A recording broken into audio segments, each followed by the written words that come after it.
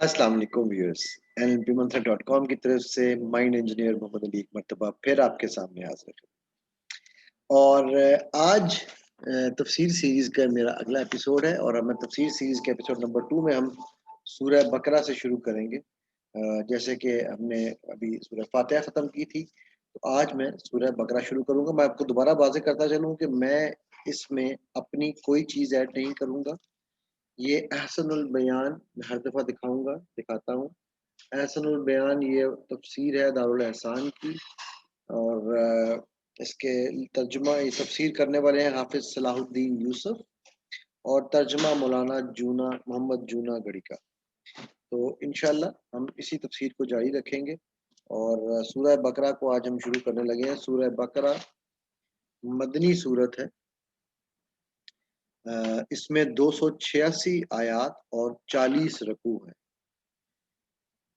इस सूरत में आगे चलकर गाय का वाक़या बयान हुआ, इसीलिए इसे सूरह बकरा गाय के वाक़े वाली सूरत कहा जाता है।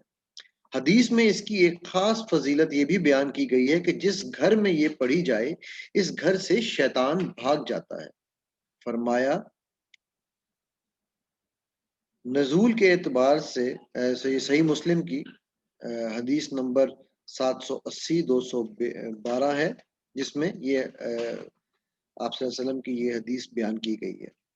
नजूल के एतबार से ये मदनी दौर की इब्तदाई सूरतों में से है। अलबत्ता इसकी बाज आयात हुज्जतुल विदा के मौका पर नाजिल हुई। बाज उलमा के नजदीक इसमें 1000 खबर, 1000 अहकाम और 1000 मुनहियात हैं। इब्ने कसीर, मुनहियात का मतलब हराम और ममनू चीजें। बिस्मिल्लाहिर्रहमानिर्रहीम, शुरू अल्लाह के नाम से जो बहुत मेहरबान निहायत रहम वाला है। अलिफ लाम मीम, ज़ालिकल किताबु ला रैब फीह हुदल लिल मुत्तकीन। जी मैं जानता हूँ, मैंने कहा था कि मैं अरबी कम पढ़ूंगा, लेकिन शुरू में मैंने कहा स्टार्ट है तो मैं पढ़ लूँ।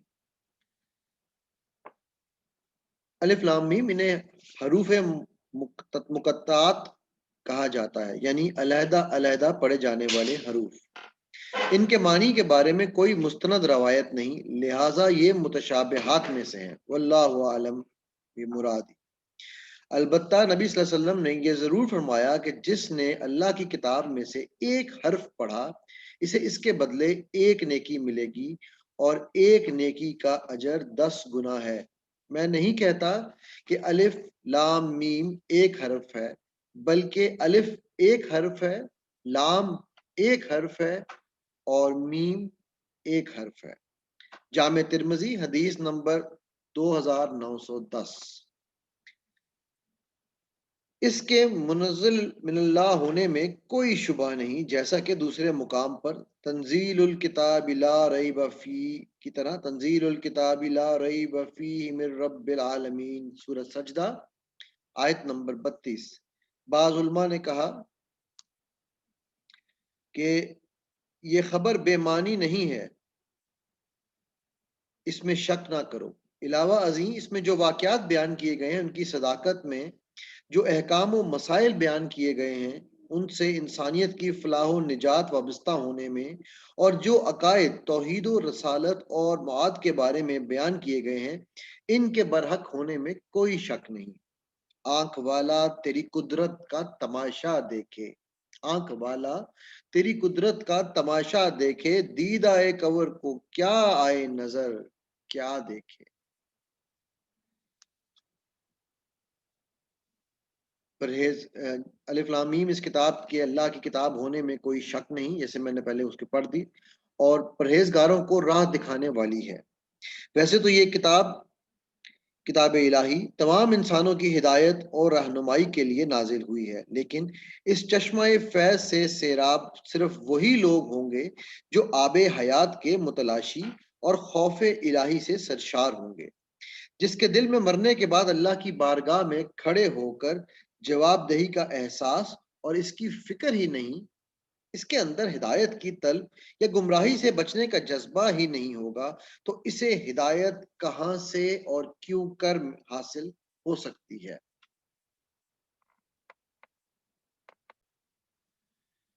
جی آیت نمبر 3 کی طرف چلتے ہیں اور ترجمہ ہے کہ جو لوگ غیب پر ایمان لاتے ہیں اور نماز کو قائم رکھتے ہیں اور ہمارے دیے ہوئے مال میں سے خرچ کرتے ہیں. جو لوگ غیب پر ایمان لاتے ہیں، اس کے بارے میں کہا گیا امور غیبیہ سے مراد وہ چیزیں ہیں جن کا ادراک عقل و حواس سے ممکن نہیں، جیسے ذات باری تعالیٰ، وحی الہی، جنت، دوزخ، ملائکہ، عذاب قبر اور حشر اور اجساد وغیرہ. اس سے معلوم ہوا کہ اللہ اور رسول اللہ صلی اللہ علیہ وآلہ وسلم کی بتلائی ہوئی ماورائے عقل و احساس باتوں پر یقین رکھنا جزو ایمان ہے اور ان کا انکار کفر و ضلالت ہے. اور نماز کو قائم رکھتے ہیں. اقامت صلاۃ سے مراد پابندی ہے اور سنت نبوی کے مطابق ان نماز کا اہتمام کرنا ہے. آگے چل کے اس کی مزید تفصیل ہم دیکھیں گے سورہ عنکبوت کے حاشیے کے اندر. اور ہمارے دیے ہوئے مال میں سے خرچ کرتے ہیں. انفاق کا لفظ عام ہے، یہاں جو لفظ ہوا استعمال انفاق کا لفظ عام ہے جو صدقات واجبہ اور نافلہ دونوں کو شامل ہے. اہل ایمان حسب استطاعت دونوں میں کوتاہی نہیں کرتے. ماں باپ اور اہل عیال پر صحیح طریقے سے خرچ کرنا بھی اس میں داخل ہے اور باعث اجر و ثواب ہے.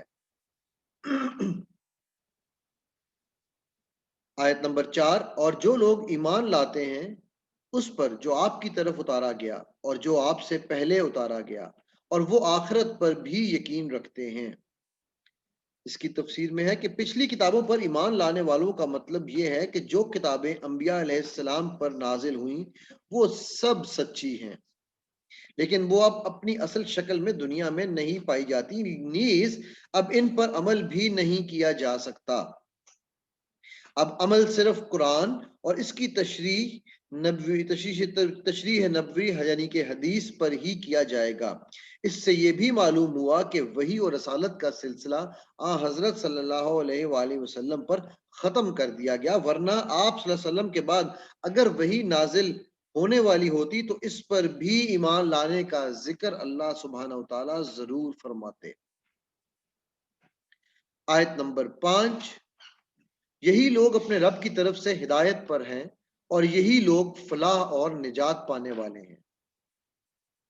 یہ ان اہل ایمان کا انجام بیان کیا گیا ہے جو ایمان لانے کے بعد تقوی اور عمل اور عقیدہ صحیح کا اہتمام کرتے ہیں. محض زبان سے اظہار ایمان کو کافی نہیں سمجھتے. کامیابی سے مراد آخرت میں رضا الہی اور اس کی رحمت و مغفرت کا حصول ہے. اس کے ساتھ دنیا میں بھی خوشحالی اور سعادت و کامرانی مل جائے تو سبحان اللہ، ورنہ اصل کامیابی آخرت ہی کی کامیابی ہے. اس کے بعد اللہ تعالیٰ دوسرے گروہ کا تذکرہ فرما رہے ہیں جو صرف کافر ہی نہیں بلکہ اس کا کفر و عناد اس انتہا تک پہنچا ہوا ہے جس کے بعد اس سے خیر و قبول اسلام کی توقع ہی نہیں کی جا سکتی. تو آگے آیت نمبر 6 پہ چلتے ہیں. کافروں کو آپ کا ڈرانا یا نہ ڈرانا برابر ہے، یہ لوگ ایمان نہ لائیں گے. اس کی ہم نے تشریح آلریڈی میں نے آپ کے سامنے پڑھ بھی دی. آیت نمبر 7 پہ اللہ نے ان کے دلوں پر اور ان کے کانوں پر مہر کر دی ہے اور ان کی آنکھوں پر پردہ ہے اور ان کے لیے بڑا عذاب ہے. اللہ اکبر. جی تو پہلے جہاں پر کہا کہ ان کے لوگ ایمان نہ لائیں گے تو اس کی تشریح ہے، تفسیر ہے کہ نبی صلی اللہ علیہ وسلم کی شدید خواہش تھی کہ سب مسلمان ہو جائیں اور اسی حساب سے آپ کوشش فرماتے تھے، لیکن اللہ تعالیٰ نے فرمایا کہ ایمان ان کے نصیب میں ہی نہیں ہے. یہ وہ چند مخصوص لوگ ہیں جن کے دلوں پر مہر لگ چکی تھی، جیسے ابو جہل اور ابو لہب وغیرہ. ورنہ آپ کی دعوت و تبلیغ سے بے شمار لوگ مسلمان ہوئے، حتیٰ کہ پورا جزیرہ عرب اسلام کے سایہ عاطفت میں آ گیا. آیت نمبر 7 کی تشریح میں فرماتے ہیں کہ یہ ان کے عدم ایمان کی وجہ بیان کی گئی ہے کہ چونکہ کفر و معصیت کے مسلسل ارتکاب کی وجہ سے ان کے دلوں سے قبول حق کی استعداد ختم ہو چکی ہے، इनके कान हक बात सुनने के लिए आमादा नहीं और इनकी निगाहें कायनात में फैली हुई रब की निशानियां देखने से महरूम हैं, तो अब वो ईमान किस तरह ला सकते हैं? ईमान तो उन्हीं लोगों के हिस्से में आता है जो अल्लाह ताला की दी हुई सलाहियतों का सही इस्तेमाल करते और इनसे मारिफत करदगार हासिल करते हैं। इसके बरक्स लोग तो इस हदीस का मिस्दाक है जिनमें बयान किया गया कि मोमिन जब गुनाह कर बैठता है तो इसके दिल में स्याह नुक्ता पड़ जाता है।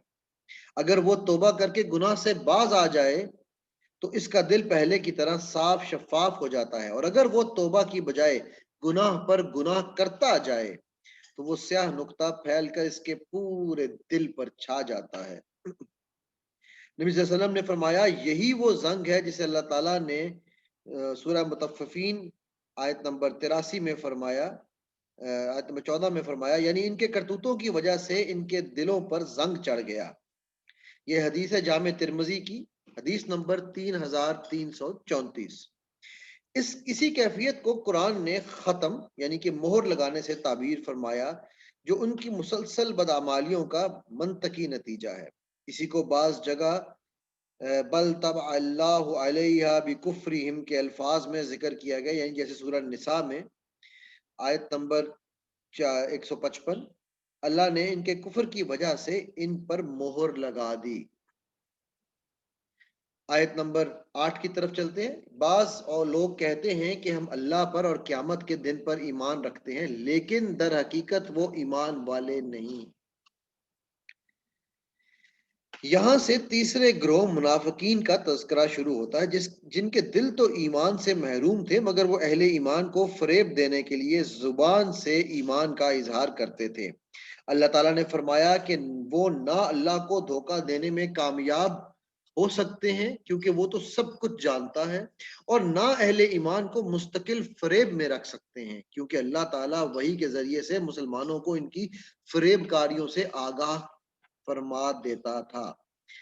यूं इस फरेबकारी का सारा नुकसान खुद उन्हीं को पहुंचा कि उन्होंने अपनी आखिबत बर्बाद कर ली और दुनिया में भी रुसवा हुए।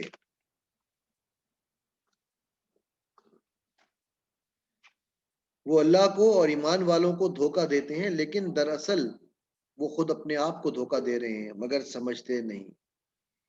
आयत नंबर 9 थी ये।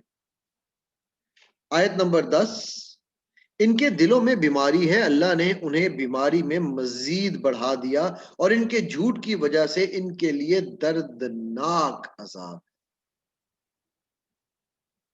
बीमारी से मुराद वही कुफ्र और निफाक की बीमारी है जिसकी इस्लाह की फिक्र ना की जाए तो बढ़ती ही चली जाती है।